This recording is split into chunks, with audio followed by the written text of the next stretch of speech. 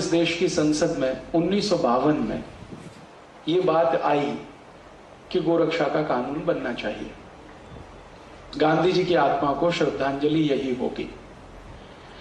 तो गांधी जी के सबसे परम प्रिय शिष्य पंडित जवाहरलाल नेहरू संसद में खड़े हुए। उन्होंने कहा ठीक है, अगर गोरक्षा का कानून बनना चाहिए तो इस पे प्रस्ताव आना चाहिए। तो संसद में एक सांसद हुआ करते थे, उनका नाम था महावीर त्यागी।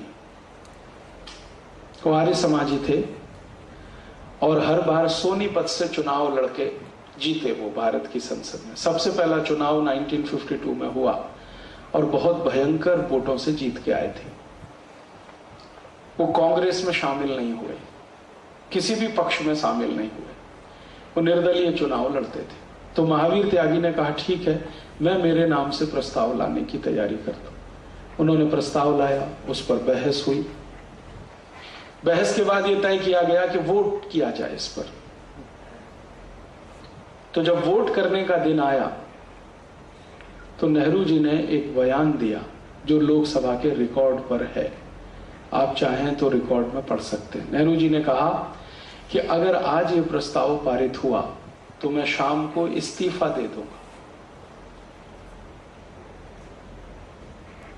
अगर ये प्रस्ताव पारित हुआ तो मैं शाम को इस्तीफा दे दूंगा। मतलब गोरक्षा अगर हो गई इस देश में तो मैं प्रधानमंत्री नहीं रहूंगा। परिणाम क्या हुआ? परिणाम यह हुआ कि जो कांग्रेसी नेता गोरक्षा के समर्थन में संसद में भाषण करे और गोरक्षा के समर्थन में वोट डालने को तैयार हुए, नेहरू जी का यह वाक्य सुनते ही सब पलट गए।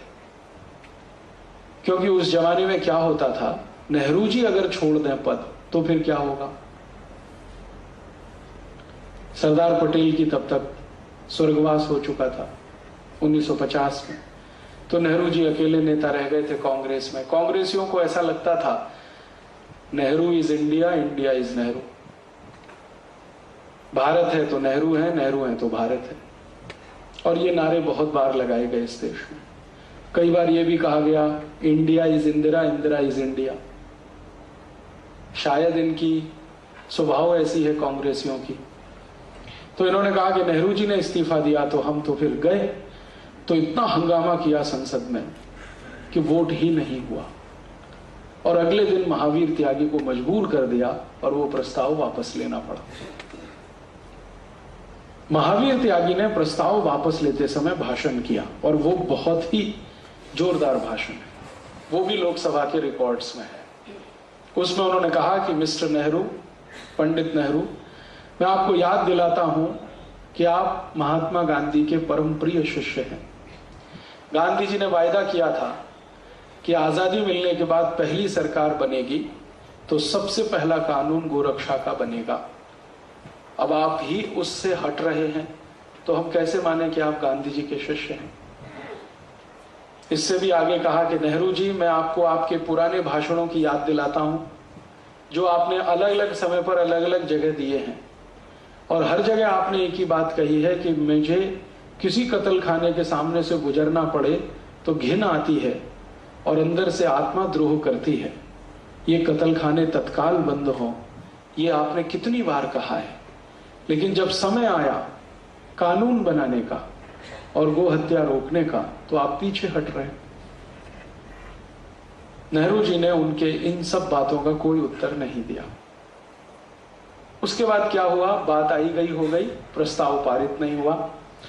थोड़े दिन के बाद सन 1956 में नेहरू जी ने एक चिट्ठी लिखी सभी मुख्यमंत्री, और ये भी रिकॉर्ड में है।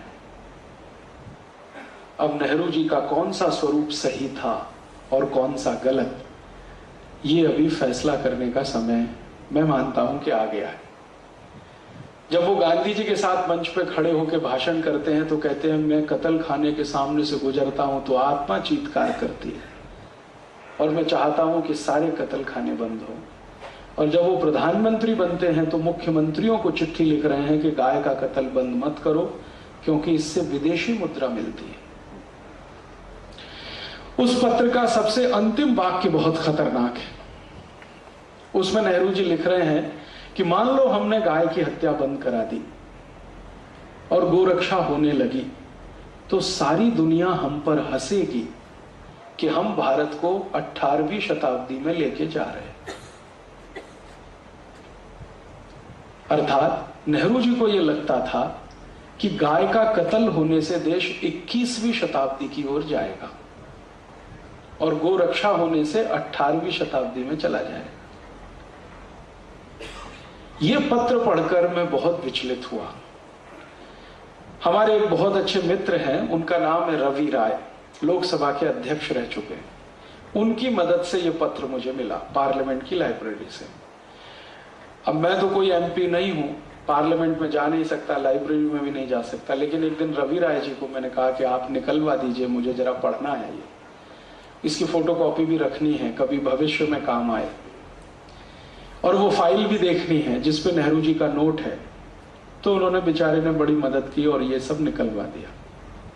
ये पढ़ के मैं बहुत परेशान हूं और मैंने ये जानने की कोशिश की कि आखिर नेहरू जी के जीवन में वो कौन सी बात थी जिसके कारण वो गोहत्या को चालू रखना चाहते थे।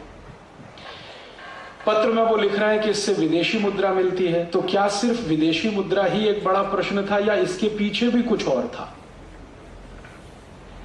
मेरा एक व्यक्तिगत मानना है, वो गलत भी हो सकता है, कि व्यक्ति अपने सार्वजनिक जीवन में जो कुछ भी करता है उसकी जड़ उसके निजी जीवन में जरूर होती है। वो भारत का प्रधानमंत्री हो, राष्ट्रपति हो, देश के किसी संवैधानिक पद पर बैठा हुआ हो, या कोई संत हो, महंत हो, साधु हो, प्रोफेसर हो, इंजीनियर हो, डॉक्टर हो, या साधारण किसान हो, मजदूर हो, कोई भी व्यक्ति हो, अगर वो सार्वजनिक जीवन में कुछ कर रहा है तो उसकी जड़ें उसके निजी जीवन में जरूर होती हैं। पब्लिक लाइफ में व्यक्ति जिस तरह से व्यवहार करता है उसका रिफ्लेक्शन उसके प्राइवेट लाइफ से निकलता है। माने नेहरू जी की प्राइवेट लाइफ में क्या था जो गाय की हत्या के लिए वो इतने परेशान, और इसके लिए मैंने बहुत प्रयास किया। उनके निजी जीवन के बारे में, प्राइवेट लाइफ के बारे में बहुत दस्तावेज मैंने इकट्ठे किए, कम से कम 500 से ज्यादा अभी मेरे पास है। तो पता चला कि नेहरू जी स्वयं गाय का मांस खाते थे। इसके पहले मुझे इतना तो मालूम था कि नेहरू जी शराब पीते हैं, और यह भी मालूम था कि चेन स्मोकर हैं, दिन में 60 से 70 सिगरेट पीते हैं। और भी बहुत कुछ मालूम था उनके चरित्र के बारे में, लेकिन यह पहली बार पता चला कि वो गाय का मांस भी खाते हैं। और उनके गाय के मांस के भोजन को बनाकर तैयार करके लंच के रूप में भिजवाने का काम दिल्ली का वो होटल करता रहा जहां अभी थोड़े दिन पहले जॉर्ज बुश रुका। और नेहरू जी का एक लंच का खर्चा उस जमाने में 13,000 रुपए होता था, जिस पर भारत के एक समाजवादी नेता ने बड़ी कड़क टिप्पणी की थी, राम मनोहर लोहिया। उन्होंने संसद में एक दिन बहुत जोरदार भाषण दिया था कि नेहरू, तुम्हारा एक समय का भोजन का खर्च 13,000 रुपए है और भारत के 14 करोड़ लोगों को 2 समय खाने को रोटी नहीं, तुमको शर्म नहीं आती? उस जमाने में संसद में लोहिया जी एक व्यक्ति थे जो नेहरू जी को इस तरह से बोल पाते थे। बाकी तो सब नेहरू के आगे पीछे दुम हिला के घूमते रहते थे। तो जब ये दस्तावेज मिल गए तो मैं समझ गया कि नेहरू जी के मन में गाय के प्रति जो प्रेम था वो दिखावे का था, गांधी जी को प्रभावित करने के लिए था और भारत का प्रधानमंत्री बनने के लिए था। एक बार प्रधानमंत्री बन गए, अब तो कोई कष्ट नहीं है, कोई रोकने वाला नहीं, कोई टोकने वाला नहीं, और सरदार पटेल की मृत्यु के बाद तो कोई नहीं उनके सामने चुनौती देने वाला। तो उनका असली रूप पूरे देश के सामने आया। और ये जितनी बातें मैंने आपसे कही हैं ये सब भारत की लोकसभा के रिकॉर्ड्स पर मौजूद हैं। कभी इतिहास लिखा जाए तो ये सब उसमें आ जाए। तो हम समझ सकते हैं कि नेहरू जी से कोई अपेक्षा नहीं कि वो गाय की रक्षा करने के लिए कुछ करें।